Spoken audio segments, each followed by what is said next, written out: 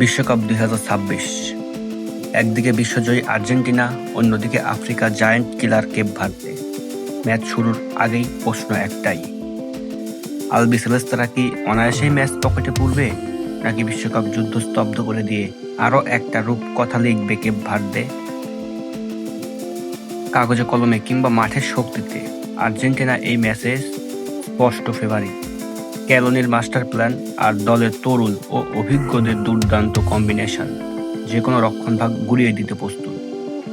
Argentina চাইবে শুরু থেকেই ম্যাচ নিয়ন্ত্রণে নিজেদের হাতে নিতে এবং আর্লি গোল করে প্রতিপক্ষকে চাপে ফেলতে। কিন্তু বিশ্বমঞ্চে অতি আত্মবিশ্বাস যে কতটা বিপজ্জনক তা আর্জেন্টিনার চেয়ে ভালো আর কে জানে। এবার আসা যাক কেপ ভার্দের কথায়। যারা এদের সহজ প্রতিপক্ষ ভাবছেন তারা হয়তো ভুলে যাচ্ছেন আধুনিক ফুটবলে আন্ডারডগ বলে কিছু নেই।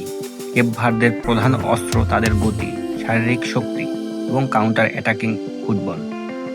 আর্জেন্টিনার হাইলাইন ডিফেন্সের দুর্বলতাকে কাজে লাগিয়ে এক বা দুটি নিখুঁত কাউন্টার অ্যাটাকেই কিন্তু খেলা ঘুরে যেতে পারে।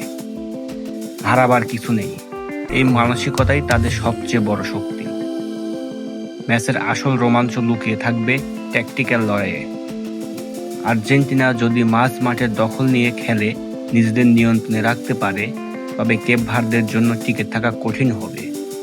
কিন্তু আফ্রিকান এই দলটি যদি শুরুতেই আর্জেন্টিনার আক্রমণ রুখে দিয়ে ম্যাচ ধীর গতির করে ফেলতে পারে, তবে সময় যত গড়াবে চাপ তত বাড়বে তিন তারকা জার্সিধারীদের ওপর। ফুটবল রোমাঞ্চের খেলা, এখানে ইতিহাস যেমন আছে তেমনি আছে নতুন ইতিহাস লেখার সুযোগ। আর্জেন্টিনা কি পারবে তাদের রাজকীয় দাপট ধরে রাখতে, নাকি কেপ ভার্দে উপহার দেবে ২০২৬ বিশ্বকাপের সবচেয়ে বড় অঘটন? আপনার কি মনে হয় আর্জেন্টিনার সহজ জয়, নাকি কেপ ভার্দের অবিশ্বাস্য চমক?